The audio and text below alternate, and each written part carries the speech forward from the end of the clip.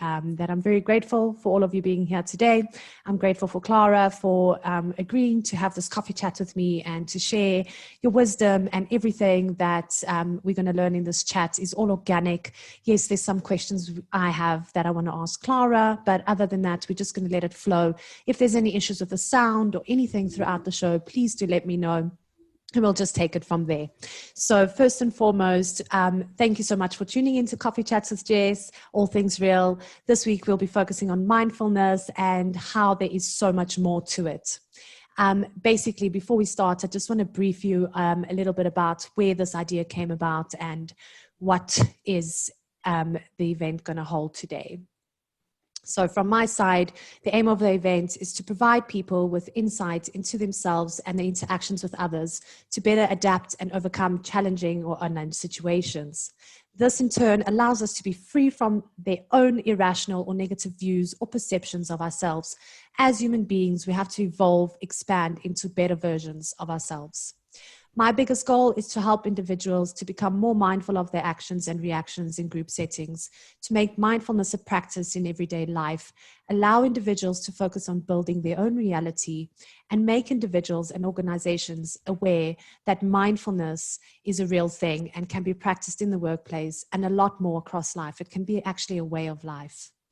So, why mindfulness and why a balanced mind? I don't know why this quote stuck with me. Is the mind in its natural state can be compared to the sky covered by layers of clouds, which hides its true nature. This is something that's dear to my heart, and you know, the curiosity is just about finding out what is it that CLARA does, what is it that CLARA's got to offer in terms of mindfulness and so much more.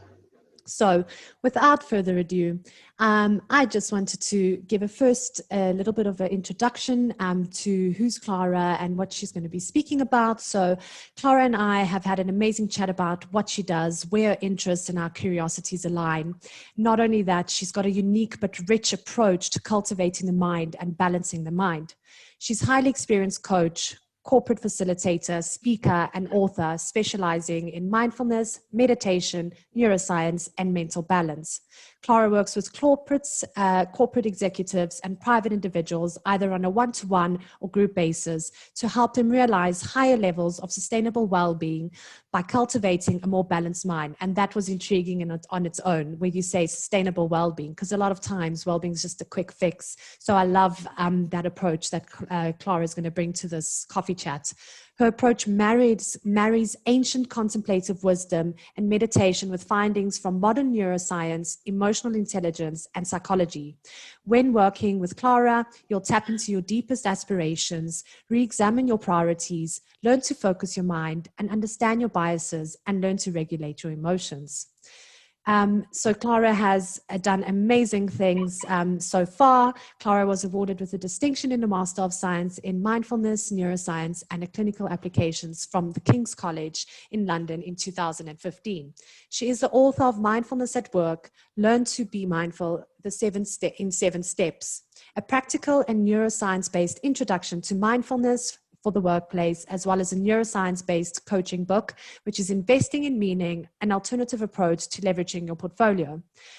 Not only am I going to share the key takeaways from the session with all of you, I am also going to be sharing some resources that CLARA's got, because she's got some exciting online courses coming up. So I'll be sharing that tomorrow or on Saturday. So you guys can go check that out. And please do go support that, not only for yourself, but you never know where this can transgress into the organization.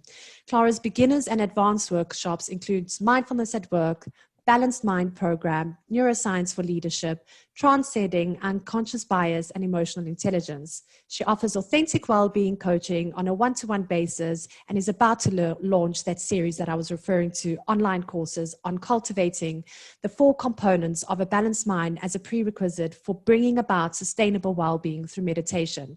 Isn't that just exciting in itself?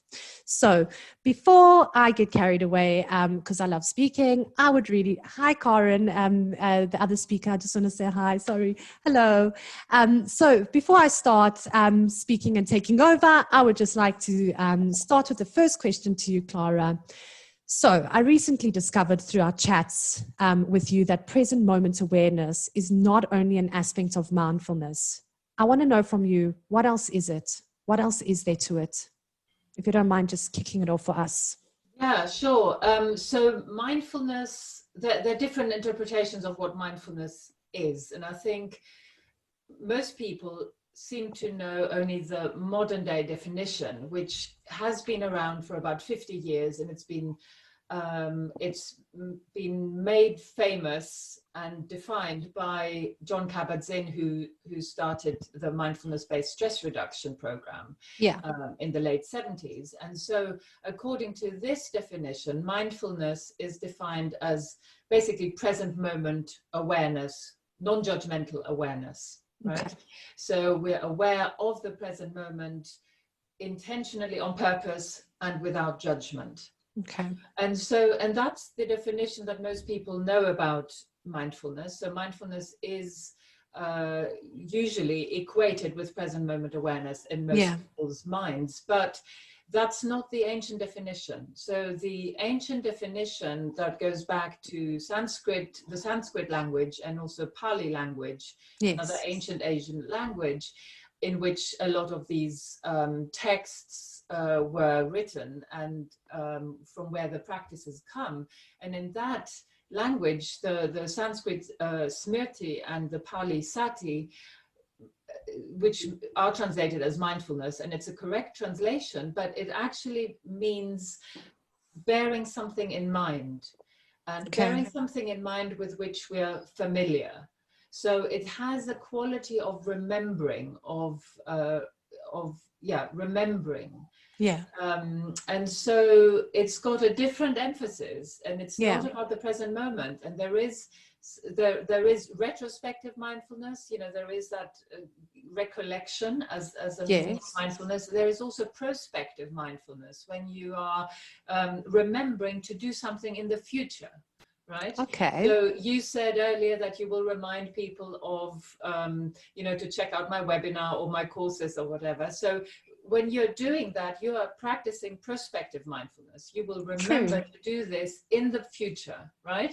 Yeah. And then, so it's not present moment awareness in that sense, right? Yeah. So it's but you can also practice it in the present moment. And again, it doesn't mean non-judgment in the ancient sense, and I'm not saying the modern one is wrong, it's just a different definition of mindfulness, and we need to know what we're talking about. So when we're practicing in the ancient sense, we're talking about mindfulness, for example, mindfulness of breathing, which is common to the modern and the ancient traditions. You know, everybody does mindfulness of breathing, but in that original sense, it means we are bearing the breath in mind without distraction and without forgetfulness. These are the instructions, in terms of what we do when we practice mindfulness of breathing. We're bearing the breath in mind. So the breath is then the object of mindfulness, and we're tethering our attention to the object. So it's got a lot to do with attention. It has to do with attention, and it's directed at an object. So when we're practicing mindfulness in that original sense, we are tethering our attention to an object that is familiar, like the breath, and we bear that breath in mind without getting distracted. And when we inevitably do get distracted, we bring our attention back to the breath. And when we get a bit dull and sleepy and, forget what we're doing, which often happens as well, especially when we're tired. That's why I'm smiling, because I'm like, I can relate. Yeah, exactly. I think we all can. Yeah. Right? And so, again, we've lost the object of mindfulness. True. So we've lost it, right? It's almost like that hook got unhooked. And so we have to rehook it and attach ourselves to the object again. So that's what the original meaning means. So rather than just being mindful of everything and anything that's coming up, there is an element of, there is one object to our attention, one focus, one attentional focus. So like, I would like to ask you, like, so you've basically told us a little bit of differences. Is there any other differences you'd like to add for considering your approach to the modern mindfulness? Oh, yeah. So in terms of my approach, I do teach the modern mindfulness programs. I do offer that. Yeah. But I'm increasingly offering what I call the balanced mind program. And so, and that does, mindfulness is part of that, because we need mindfulness, as I was explaining, we need mindfulness in order to train our attention to remain focused, right? And mindfulness comes into pretty much every practice. Yes. But so what I'm focusing on is to a sort of much broader view of what meditation can do beyond just mindfulness meditation in the modern sense, which is one type of meditation, and it's a modern type of meditation. It's actually, there isn't an ancient practice that's called mindfulness meditation, because mindfulness in that sense is just a mental factor, like we said, like attention, for example, that comes into all sorts of processes. Even now, you are mindful of my words, right? Without distraction, without forgetfulness. That's kind of, you're practicing mindfulness of my words right now. Or so that's the object, is the words, correct? Exactly, and the meaning of the words, obviously. Yeah. But there is so much, and that plays into basically all meditations that we can do. We're always practicing mindfulness of something. Comes into our meditation practice, but the purpose of it has, what I'm teaching, it has to do with the purpose, the overall purpose of what we're doing. And so anybody who's been following me on social media or anywhere, or has been into my teachings, will know that I talk about cultivating the mind. Yes. And so for me, the meditation, and that actually is the ancient word for meditation, means cultivation. Yeah. Sanskrit, And so the purpose is to cultivate our mind, and to cultivate our mind in many different ways. And attention is one of the 4 ways, but there are other ways as well.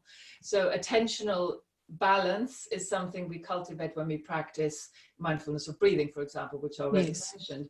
But there are other elements, and I can explain them if you'd like me to. I would love you to explain them. I'm very intrigued by that. Yes, I'd love to know, because I've heard, I think when we did speak leading up to this conversation, we also spoke just about the attention. So I'm curious to hear about the other 3 that you would love to share with us. So sure, please.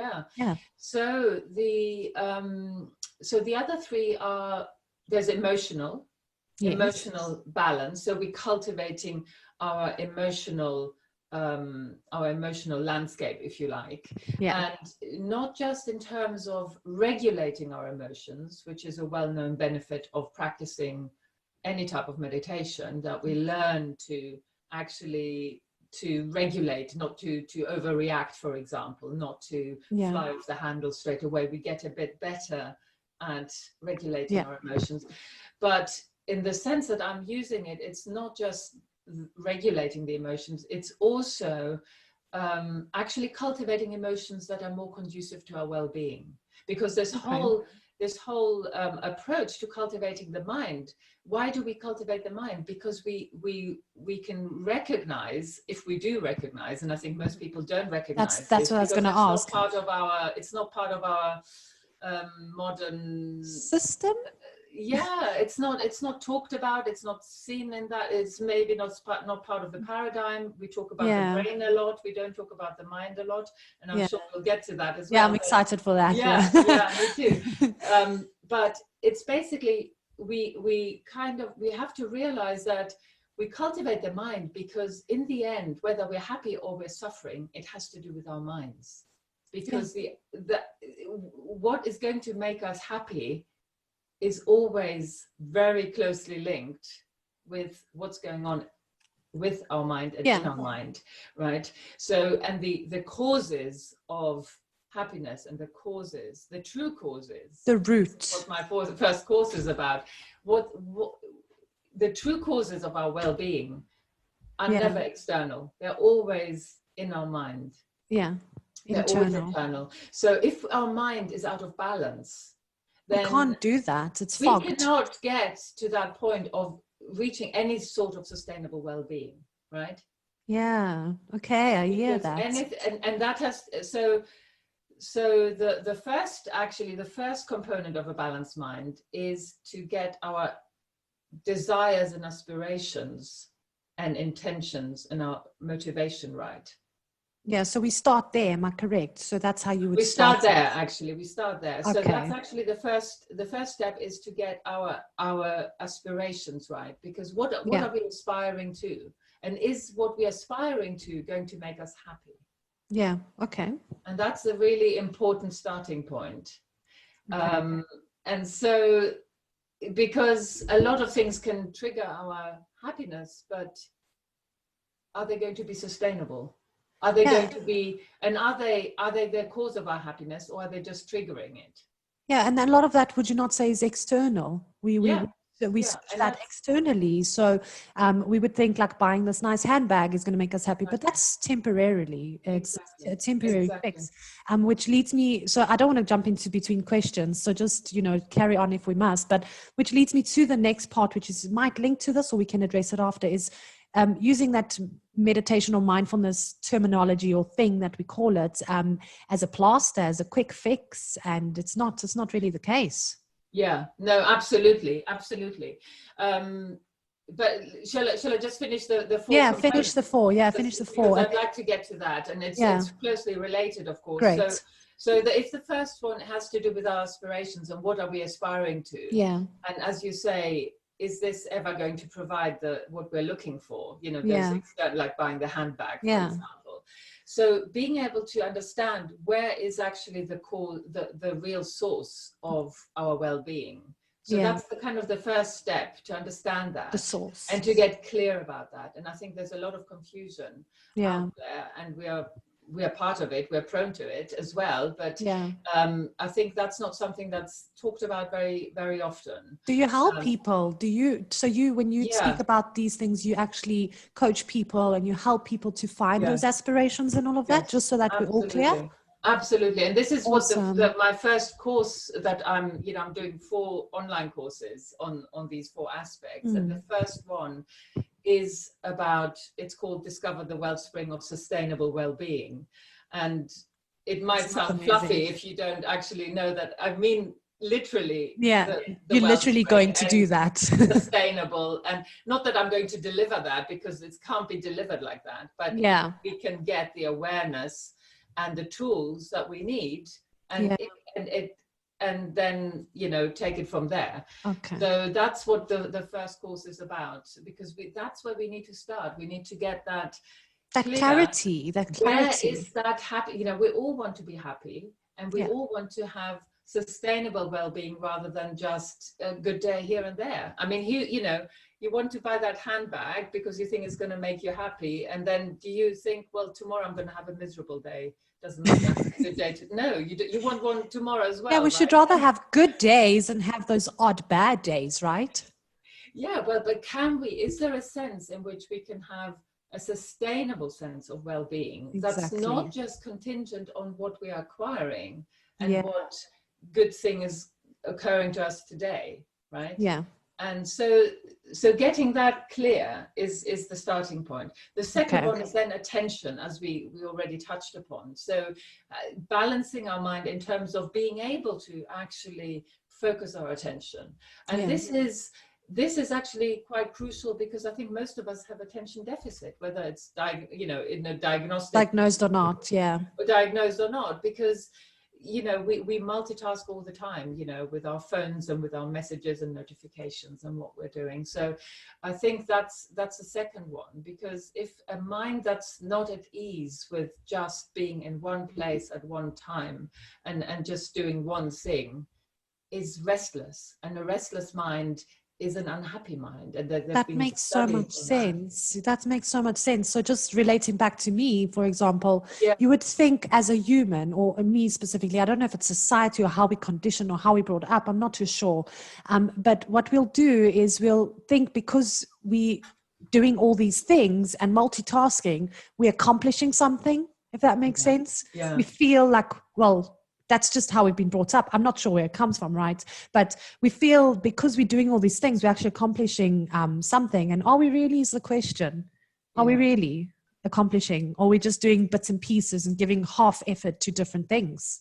Yeah, and I think that's what, science has shown, that when we focus on more than one task, and, even with 2 tasks, let alone more that we often we actually do, And it's called dual task interference, you know, when we do two things, because we can't focus, and our performance will actually be diminished if we do more than one thing, especially if that requires cognitive resources, because they are kind of, if you imagine there's like a pot of attention, and you know, we need to distribute what we have, and it's a finite resource, and we have to split it, and if we spend, you know, if we split it, then it actually impacts the performance, just from a sort of very cognitive viewpoint. But what I'm interested in is not just that, but it's actually, how is it relating to our well-being? Because if you think about you know, can you actually quieten your mind to that extent that you're happy just being with your breath? Or are you getting fidgety? And ask why. Why are you getting fidgety? Yeah. And that has to do with our aspirations and all that, because, and what are we thinking? Where do we see the source of our happiness?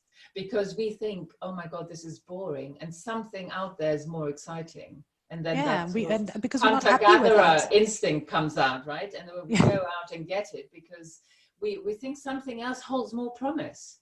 And we're just chasing something. It's notoriously boring, isn't it? Really? Yeah, we're just busy chasing, and you need to ask yourself, what are you chasing? Exactly. I've been a culprit of that. Before this journey started, I was just chasing and running and running. And where are you running to? Where are you going so fast? Exactly. That's what we do, isn't it? I mean, that's what we do all day, really, chasing the next thing. And so when we meditate,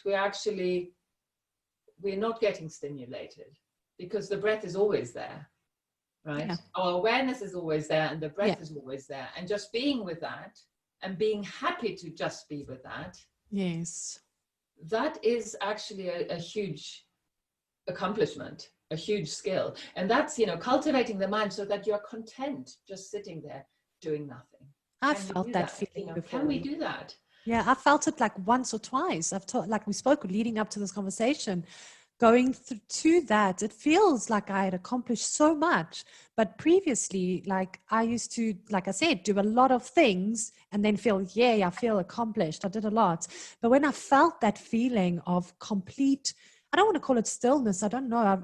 This is why I've got you to you know, educate us. I didn't know what it was. I just sat there and I just felt a sense of upliftment, a sense of joy in that moment itself. And I was literally doing nothing. I was lying there on the floor, on the yoga mat.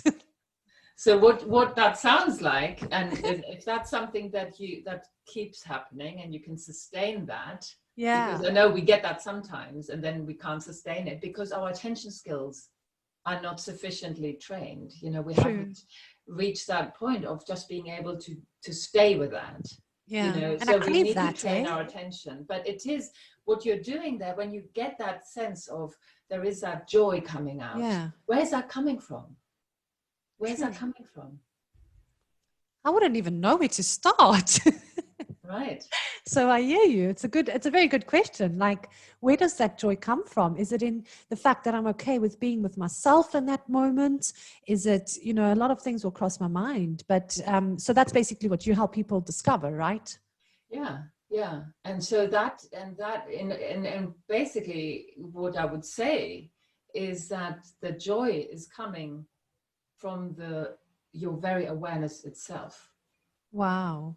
And so if you think about that because nothing, you didn't stimulate anything. You didn't stimulate your intellect. You didn't stimulate the kind of I was literally just sitting there. You're just sitting there doing nothing, breathing. So there was no stimulation, unless you were thinking about pleasant thoughts, which is a stimulation. I wasn't. I felt, not to say that I wasn't thinking about nothing. It's just I felt for that 5 minutes or so, I felt just free in a sense. I don't know how to explain it. I felt this sense of relief and freedom and joy, and I just got this fuzzy, warm feeling in my stomach, like here in this area. So that's So that's what happened, and I get goosebumps. It gets me excited. That's why I've started this journey. Because if there's other people out there, we can maybe use this. You know, there's something really valuable in this journey. Yeah. So basically what you're doing then is that for that moment, you know, if I kind of give you my Go ahead. interpretation of what Go ahead. is happening there, is that for that moment you stop chasing something out there. You stop chasing the next entertainment or doing the next chore or, you know, stimulating yourself in some way. And you just rested. You just release that grasping onto anything that it wasn't there, and that anything that was external to your own awareness. And when you just release that grasping, then the actual joy can arise from your very mind stream itself. Wow, and it's such an untapped avenue. And what